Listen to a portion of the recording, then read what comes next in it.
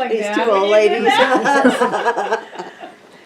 You may never see this again, so we're only taping once. And so I'll start by saying, my name is Mary Kay Morgan, and we are here in Kaysville, Utah.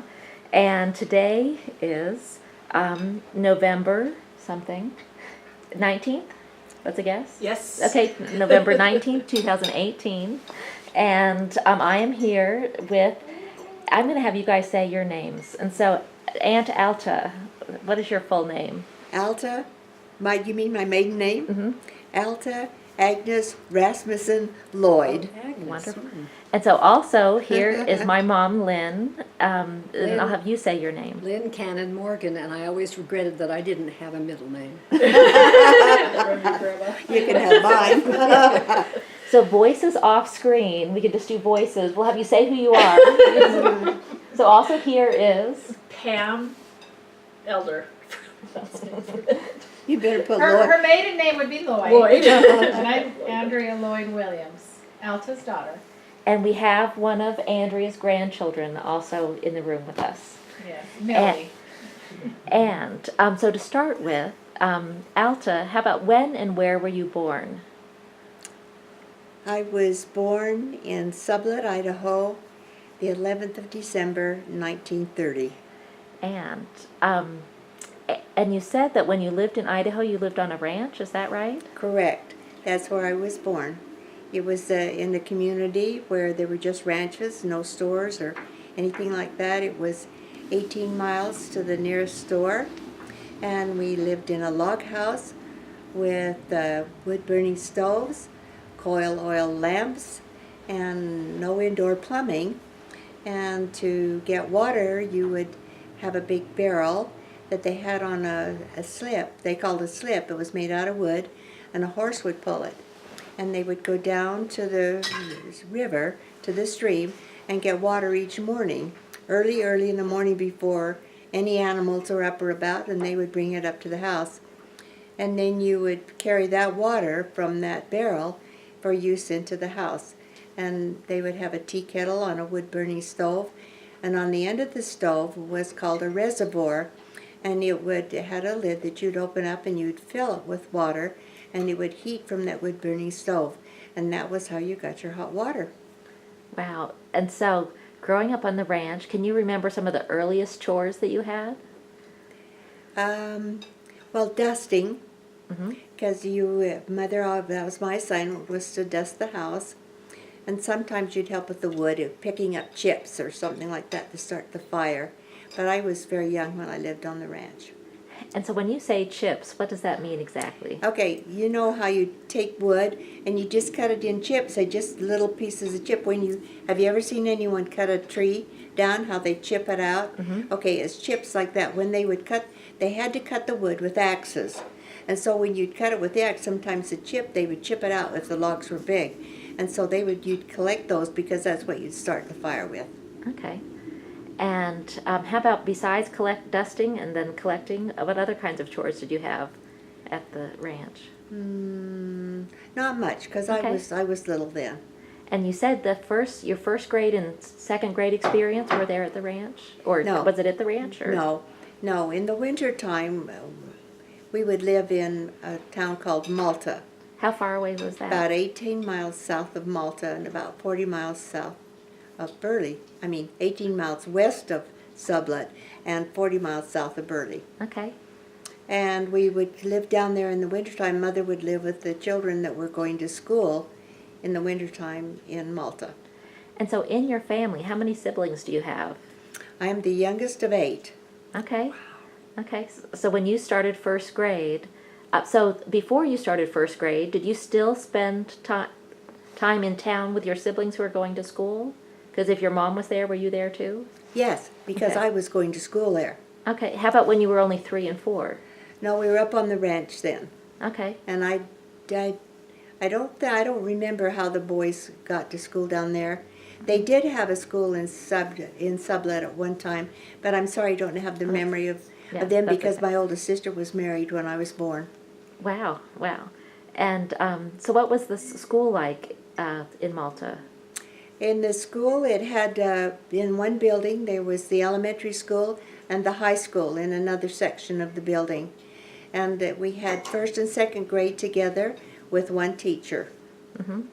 And when I think of school, did you have books and was there a lot of memorization? Or how do you Yes. think it's different than school is now? Well, I haven't been to elementary school for a long time. But when we were in elementary school, we did have books and we were taught penmanship. And when I say penmanship, we had lined paper specifically where you would draw circles like this here just to fit the top and the bottom of the lines so that you got your curvature right in your lettering. And you had spelling just like any other school does now. And when she would teach the other grade, then you had study period at that time. You would be working on your stuff while she was teaching the other grade in the same room. Did you bring lunch to school or did you go Yes. home for lunch? No, you brought lunch. How did you get back and forth? Walk. I've never ridden. You just walk to school. Oh. Both Was it- there and any place else I've gone to school.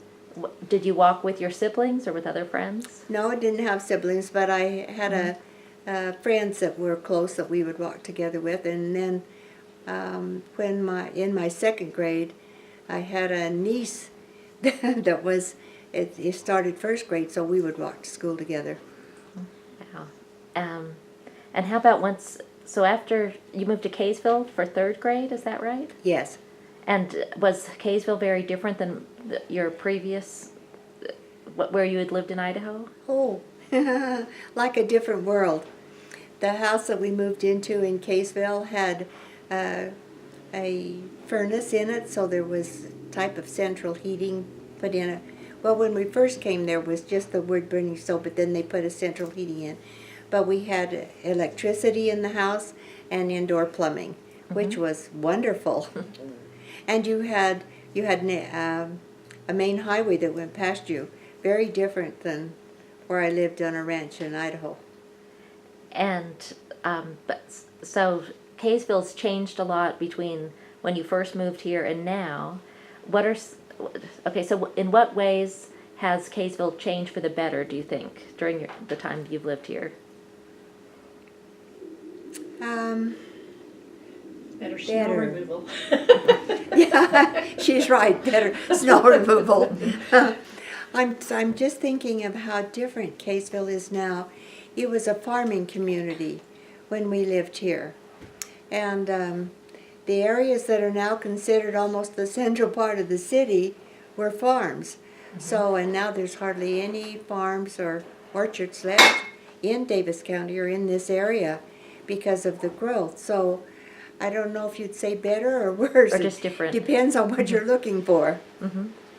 And so there are a lot more people here. You said, was there just one ward here when There you was first? one ward when we moved here, and now there are probably at least 7 stakes. Let's see. And so what was the school like in Kaysville when you were in elementary school for third and fourth? Was the school very different than where Yes, you were? the elementary school was separate by itself. They had and then we up to the 6th grade, and then we would have to catch a bus from Davis High School to Clearfield to go to junior high school. And then I lived a mile south of Davis High School. So then when I got into high school, then I'd walk to Davis High School. So with that school experience, do you have any favorite subjects, any favorite teachers, anything that stand out?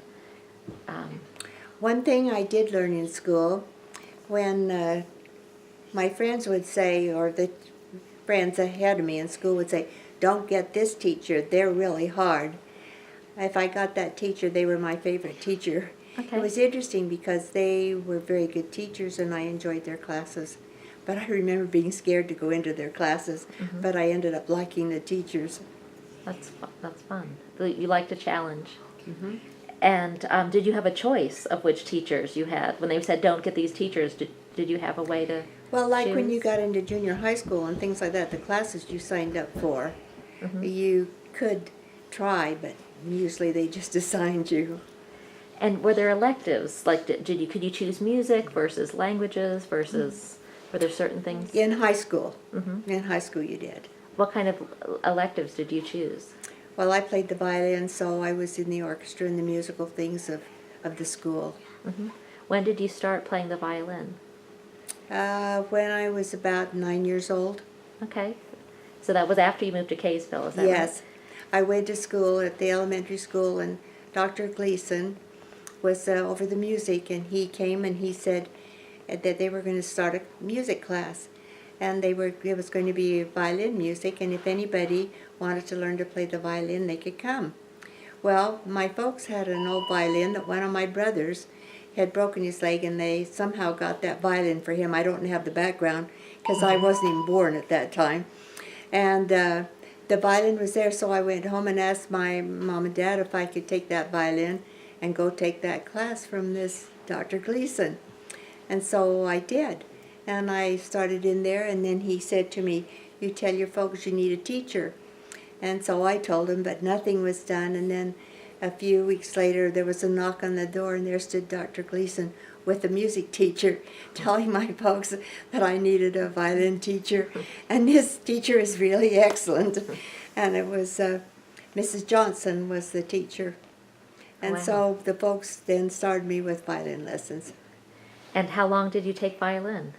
So starting when you were 9 to... Until I was out of high school. So that's a while. And is that something you enjoyed? Yes, I have to admit that music, the violin, took me into a whole different sphere, experiences of life that I probably would never have experienced had I not had the music. I went to college with a music scholarship and participated in a lot of different shows and programs and played everywhere. I have no idea how many funerals or weddings or whatever I played at, or firesides, I don't know. Was in the school symphonies and played for All Faces West in Ogden, and just A Child is Born in Ogden, just different. It just took you into opportunities and experiences and exposed you into parts of ways of life that you wouldn't have any other way. And so you mentioned you went to college with a scholarship, music scholarship. Where did you go to college? We were college. It was a junior college then. Is that in Ogden? It's in Ogden. And so do you have experience that you had during your college years that stand out? I don't know, it was just hard work for me because you would just go to school, we'd catch the bus from Kaysville up to Ogden and then run up the streets to get to school on time and go to school in the morning and then work in the afternoon. I clerked at Grant's store to earn money to pay my way through school. And then some quarters we would take classes at night and catch the 11 o'clock bus out at night to come home. So you worked long hours between school and work during that time. I'm going to segue just to get to Yeah. talking mostly, because to go from violin, Alta served in the Eastern Canadian Mission probably 9 years before I did. She's just 9 years ahead of me in life. Yeah, I came home in December of 54. And I went in 63. And I came home in 65. 64. Maybe, anyway, figures. What I wanted to say was violin and Alta and her violin were famous all over the Canadian Mission. So did you take your violin on your mission to Yes, Canada? I did. And she can tell you how much she played. I played a lot. Whenever the general authorities would come, the mission president would have me travel and with him, and I would play at the conferences where the general authority would speak. And wherever I went, they remembered Alta and her violin. And she was a very good missionary, and she was very well received and memoried. You're very kind. Thank Well, you. I met personally people who really remembered Alta, and it was a great feeling for me to have somebody that I knew had done such a good job. So talking about Canada, and so because I've seen Mom's scrapbook that shows pictures of Montreal and Toronto. What cities did you serve in on your mission? Was the mission home still in Toronto when you were?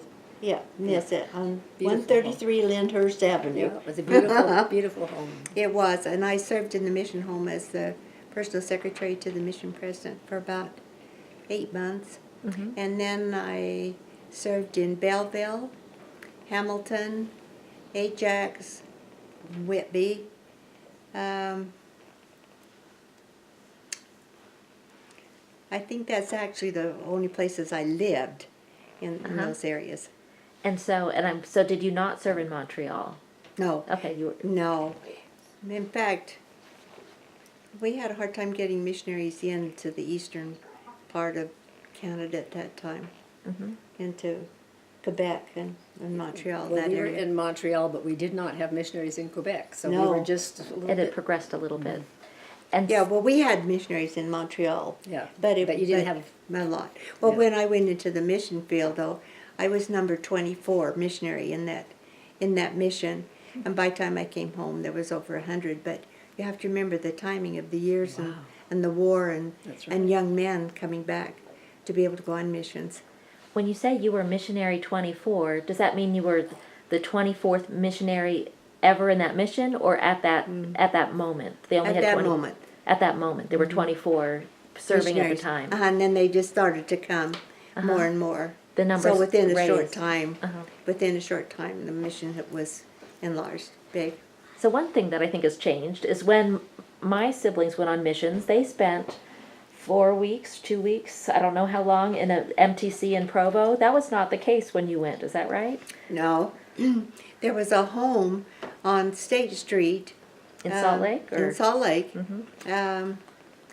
That was used as an MTC. And we were there for a week.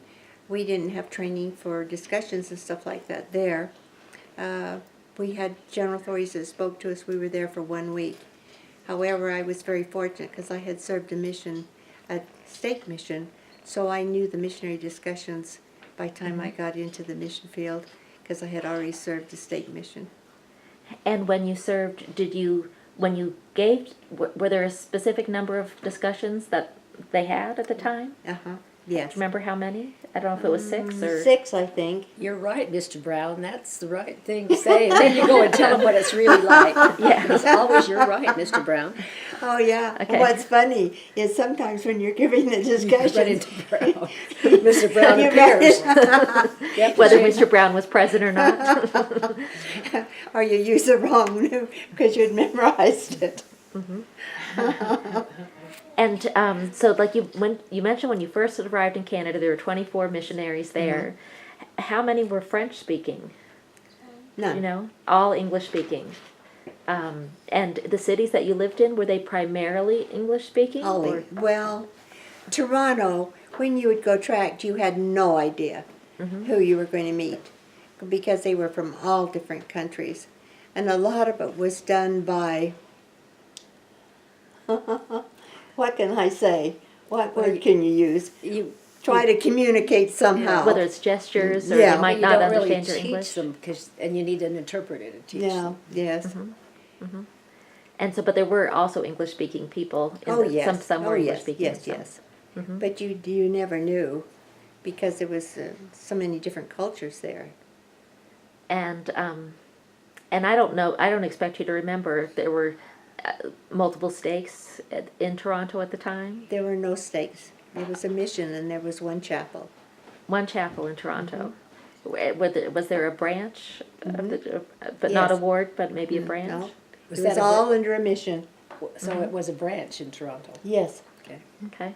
How about when you were there, Mom? Do you remember? if I there were- think we had a ward in Montreal, but we had a lot of branches. I worked on the South Shore, which is just across the St. Lawrence from Montreal, and that was a branch. I worked in the branch. Well, I'm trying to remember. I don't know if that would have been called a ward in Toronto.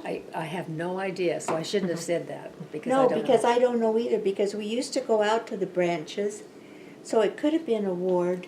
Well, I don't know. We can look I it really up. don't know. We can look Yeah. up the history of the Toronto. I'm trying to remember because everything was under the mission president, but I don't know. I'm sorry, I can't But that's remember. Do you remember the name of the mission president who was there when you? J. Melvin Toon was my mission They president. were very good friends. Yes. And then when you were there, Mom, do you remember the name of the mission president? Yes, Pitcher, and I don't remember his first name, but he was from Western Canada. Mm-hmm. But the most memorable thing is he just followed Elder Monson. Okay. President Monson was the mission president, and I think he was very hard to follow. People remembered him mightily. So, So, yeah. but President Pitcher did a very good job, and I was very respectful of him. And he was my mission president, and I did what he said. And so talking about missions, do you remember specific rules? I mean, rules for missionaries, I'm sure have changed, but I'm sure you had some rules. Did you have cars when you were missionaries? No, we walked everywhere. Lot You of just walking? walked. So not bicycles, but walk. No, you walked. And it's cold in the winter. And it's very cold in the winter. With the places you stayed, were they warm inside? They had gas heaters where I was, or something Well, similar. When I went to Hamilton, they had rented a room in a home. And they had a stove in the front room. And so the room we were in was not heated. And in the winter, the windows were frozen over every morning. That doesn't sound warm to me. It was not warm. It was very cold. And we couldn't really come out of our room till this lady's son had gone to school for fear we would indoctrinate him. And we had to find our own housing also when we were on our mission. When we went into a town, then we'd find a place. And oftentimes you'd rent a room in a home or a room in an apartment and just live there. And we'd take orange crates, go to the store and get orange crates and use them for cupboards. And sometimes we'd have a hot plate so we could cook something in our home. Sometimes we would have a fridge. And one place I lived, they had a stovepipe that came up through the room, and that was the heat, so that was very hot. But you couldn't open the windows because then it would freeze the people downstairs. So it was extremes from one place to another, the places I lived, except the mission home was lovely. And so you mentioned some ways you used to cook. Generally, were you responsible for your own cooking? Were you ever live in a place where you got room and board, where they cooked for you? Or No. That No. was not a luxury that you No. had. No, we did our own cooking, did our own meals. It was a different program for missionaries now with eating with people than we did. So the members didn't tend to feed you? Periodically, but we were Okay. not encouraged to go to the members. We were supposed to be working. Okay. Spending. Let's see. Can you think of other mission questions? No. No. That's okay. Let's see. I kind of missed because I went in the other room. Oh, sorry. I don't know. You. And so coming home from your mission, well, I mentioned that one story that I like. I don't know if you mind retelling it. Is of course you married my uncle, my mom. Lynne. Sorry, Oh, yeah, it is- you married. no, No, that's- it you is your married uncle. my uncle, my mom Lynn's brother. And so I think it's fun when you talk about some of your dating stories with Uncle Charles. I don't know how you feel about sharing any of those. How were you introduced to Charles? I was when I came back from my mission, I went to work up at Hill Air Force Base, and I was in a division where Jay Harris was working, and I had known him, and because he was from Layton and Caseville, and he and his wife, and he was working there, and we used to have a lot of fun together. He would pull jokes on me and different things like this here, and one day he was asleep at his desk, and I walked in, and I stood in front of his desk, and I said, "Yes, Colonel, Mr. Harris is right here." And poor Jay just came up startled, because he worked hard. He milked cows and stuff before he came to work. It was early. Well, the very next week, Jay called me and said, "There's this fellow I want to introduce you to." And I said, "Oh yeah, I'll bet you do." And so he kept calling me for several weeks to go on this date, and I just knew he was going to set me up. But anyway, he called me and he said, "I'm bringing him down on Friday. yeah, I don't care if you have a date, cancel it. I'm bringing him down. And so we were set up on a blind date. Okay. And that's how I first met Charles, was on a blind date. On my handsome brother. Yeah. Yeah, Mom, I'll have you there he is. raise it about 6 inches.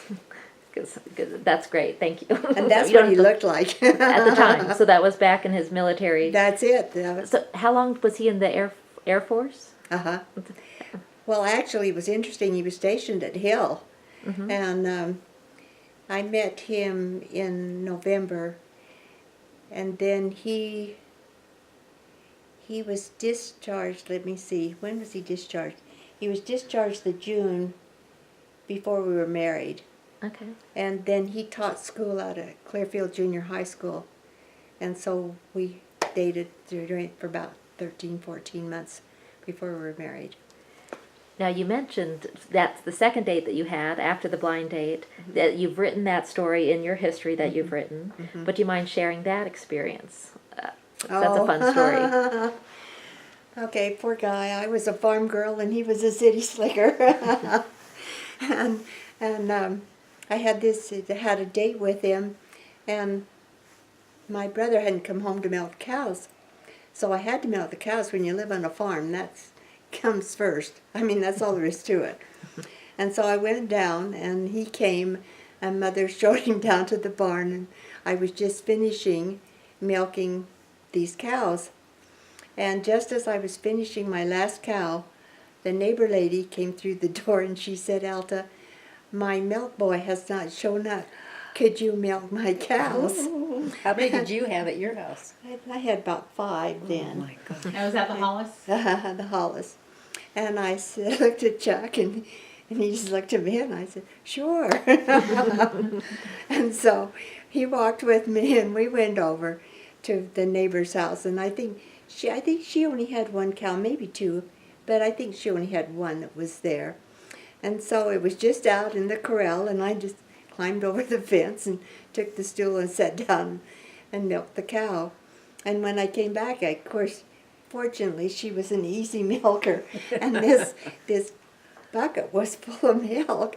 And so Chuck reached over the fence to get it, and it was full, and he dropped it because it was so full. And we laughed about this, and I said, "Can you just imagine milking a cow and what you smell like milking a cow, and then go home? I'm trying to get ready to go on a date with a guy sitting out in your front room waiting for you." Wow. But he went anyway, huh? Here we went anyway. And it worked out. Apparently, it wasn't too bad. He wasn't going to let her get away, I don't think. I'm sorry to laugh, but it really was funny. I can picture it in my mind. That's a good story. Well, I don't want, if you have a finish, but I didn't. These are hard to watch for a long, long time, and we keep saying we need to have short stories that you can just enjoy. Right. But anyway, I don't. Yeah. I No, don't- go ahead. Go ahead. I have not find a termination thing except that these ladies, this wonderful lady, was our catch, and they got married and took off to New Zealand, and had 2 children, Pam and David, who's a Roy, in the middle of David. Alta. Oh, Alta. Okay. Alta. And then they came back to California, and we lived in San Francisco, and we visited, and it was really fun. Yeah. And they came to Kaysville and made history. Or something. 3 more kids, and so. Hey, I was a Californian. Were you? Meredith and I were both I California remember. babies. Oh, really? Okay, I remember somebody in a high chair. Yeah. And they were both born, one in Southern Cal and one in Northern. We were married in '65, I was born in 62. so it was, yeah. Yeah, Okay. married in 64. Well, we Okay. can't have a better person in the family than Oh, Alta, and you're- she's held us together. But We you, better finish with that. but you know, I have to add this though, so because she said this, I was really welcomed into the family with open arms, and truly, her mom, she accepted me just like a daughter, and I had a really sweet relationship with my mother-in-law. And she has all the funny stories too.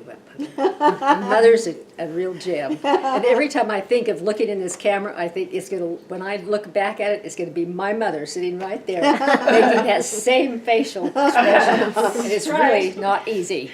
But that's all right. She was delightful. Yeah, we have can try noticed a few of those facial expressions Yeah, being the it's- same as grandma's. It's horrible. When I sat and watched the video, old video of hers, I thought, oh my gosh, mine looks just like hers. And I never thought I was like my mother. I can turn this off.